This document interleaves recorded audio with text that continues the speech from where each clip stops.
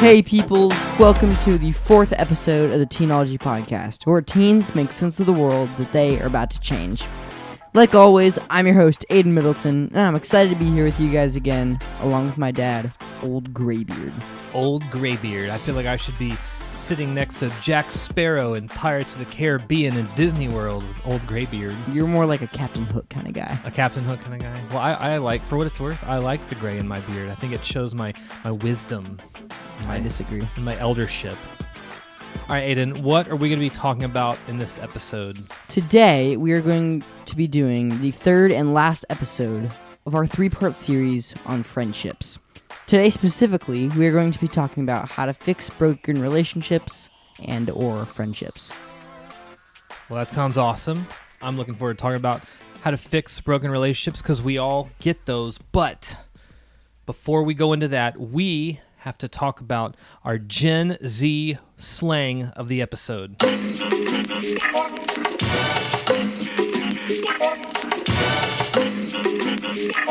right, Aiden, I got a word for you for this episode. You ready for it? Let's hear it. The word is salty. Explain to Old Graybeard what in the world salty means. Salty means kind of like rage quitting. Like, what's rage quitting? When you get mad at something little. Like, if you're playing Fortnite, because you obviously love Fortnite. Gotta hit the sticks. Okay.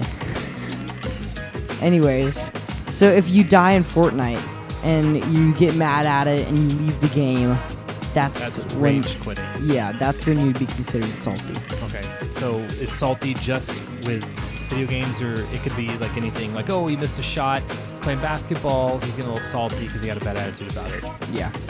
All right, so salty, just it's all-encompassing, little bad attitudes. Oh, he's a little bit salty. Yeah. All right, this kind of sounds like me when I wake up in the morning. I'm always a little bit salty in the morning when I wake up.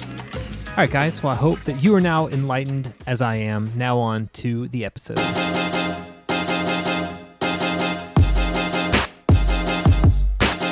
right, I got my first question for you. Hit me. How do I deal with somebody being salty in a friendship? Well, now that I know what salty means, I can actually answer your question. But first of all, if someone's being a little salty in a friendship, the first thing we do is we got to forgive. 1 Peter 4:8 says that love covers over a multitude of sins. And so, sometimes people are having a bad day and they have a little bit of attitude with you, or they get short or something like that. Man, sometimes you don't need to confront it. Just let it slide. If they're being a little salty, just let them go be salty in their corner. Don't overuse salty. Okay, yes, point taken. But if someone is a consistent offender of that behavior, then you might need to go and confront somebody about it in a friendship. All right, I got my next question for you. Hit me. What do I do if I'm the one that messed up and I hurt somebody else? Wait, you are not a perfect human being? I know. Well, when I say I messed up, I mean everybody else. You're speaking for the people. Yeah, besides me. Okay. Well, the first thing this reminds me of is my least favorite verse in the entire Bible. What? Yes. How could you have a least favorite verse of the Bible? I know, it sounds crazy, but it's Romans 13:8, and it says, "Let no debt remain outstanding except the continuing debt to love one another." And so in every situation I find myself in, or you find yourself in, we have to do the most loving thing that we can do. And so if I know that I've offended someone, I need to take initiative, and I need to be responsible, and I need to go ask that person for forgiveness. It's always our responsibility to clean up a mess, whether it's our fault or someone else's fault. We always need to take initiative. Yeah, that's good. All right. How do I forgive somebody that hurt me? Well, here's the principle here, is that we always forgive in proportion to how Christ has forgiven us rather than how another person has treated us. So what that means is this. It means that my sin to Christ is the most offensive, horrific, wicked thing that could ever happen in comparison to another person sinning against me. And so I don't treat that person how they've treated me. I treat that person how Christ has treated me, which is with love and forgiveness. Colossians 3 says to forgive as the Lord forgave us. So that's how we forgive others. Yeah. But what if they keep doing bad things and keep hurting me over and over and over again? Yeah, that's a good question. So with a question like this, Jesus actually fields a very similar question in the Gospels. And he says that we keep on forgiving. And if they offend, we keep on forgiving. The disciples say, how many times am I supposed to forgive? And Jesus gives them this answer. You got to keep on doing it 70 times 7. And so we keep on forgiving over and over and over. Now, here's the catch to this, okay? Is if someone is consistently hurting you, if they're consistently violating the relationship, then you might need to create some boundaries. And so what that means is you might need to move on from that relationship. You may need to find a new friend. You may need to end that relationship. But whether or not you end the relationship, you still have to forgive. All right. I got a big question for you. All right.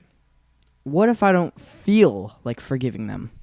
Yeah, this is a tough one, right? Because our feelings, they literally feel like everything at times. So here's the principle that I want you to understand, is that sometimes you have to obey your way to feelings, okay? I don't feel my way into obedience to Christ. I obey my way into feelings. So, for example, this morning, I got up and went for a run and worked out, but I didn't feel like doing it. I didn't want to do it. It was dark outside, and the bed was nice and comfortable, and I did not feel like getting up, putting my shoes on, putting some clothes on, and then hitting the road and running. But I did it anyway because I knew that it was the right thing to do. And so when you don't feel something, that doesn't excuse you for not doing the right thing. You know, have you heard the phrase, it's really popular in our culture, it says that just follow your heart, do whatever's in your heart. Have you heard that? Yeah. Yeah, it's a very common phrase. But here's what Scripture says. Scripture says that the heart is deceptive. So don't follow your heart. Your heart's actually going to lead you in the wrong way. We want to follow Christ and let him lead us to those places that we need to go to. So you got to obey your way into feelings. All right, that was some great advice. Now, is there any last bit of information that you want to drop off to us today, old graybeard?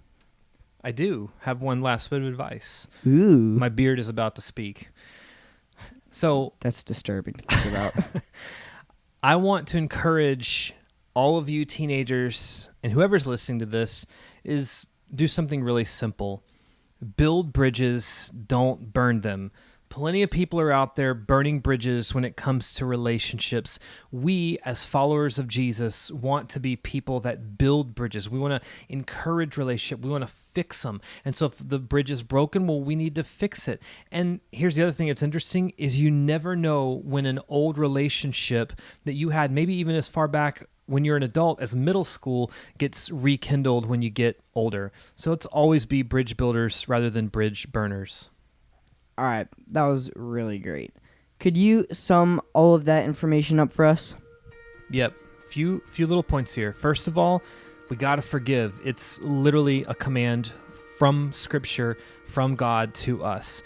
And we don't forgive based on how people treat us. We forgive as a response to how Jesus treats us. Don't follow your feelings. Follow God and build bridges. Don't burn them. Yeah, that was really great. Now, for our next episode. Oh yeah, I'm ready. We have had a really, really sad situation come to light recently out of Georgia concerning the shooting death of a black man on a jog by two white men with weapons. Next episode, we are going to tackle the topic of racism in the world today and what we as teens can do to help stop it. So look out for that on our next episode. You guys know how we do things. We keep it no cap on the Teenology podcast. I honestly hope you guys really enjoyed our series on friendships. We talked about how to make friends, how to be a good friend, and how to fix friendships. If you guys did miss any of the other episodes, I highly recommend going back and listening to them.